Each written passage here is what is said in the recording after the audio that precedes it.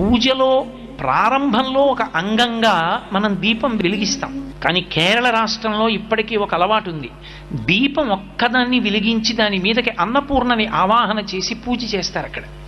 కానీ మన వైపు ఆ ఆచారం లేదు.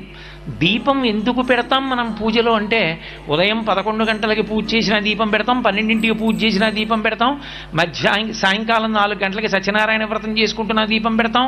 ఎందుకు అక్కడ దీపం లేదా, వెలుతురు లేదా, ఎందుకు దీపం పెట్టడం అంటే, దీపం పెట్టడం వెనక ఒక నిశ్చిత అభిప్రాయం ఉంది, ఒక ప్రధానమైన ఆచారం ఉంది. మనకి పరమేశ్వరుడు 5 జ్ఞానేంద్రియములను ఇచ్చాడు. కన్ను, చెవి, ముక్కు, నాలుక, చర్మము. సమస్త సుఖములు ఈ 5టి మీదే ఆధారపడ్డాయి. పరమేశ్వరుడు ఈ 5 ఇంద్రియములను ఇచ్చి 5 ఇంద్రియములకు శక్తినిచ్చాడు. ఒక్క ఆత్మయే ఒక్కొక్క దాని మీద పడి ఒక్కొక్క శక్తినిస్తుంది.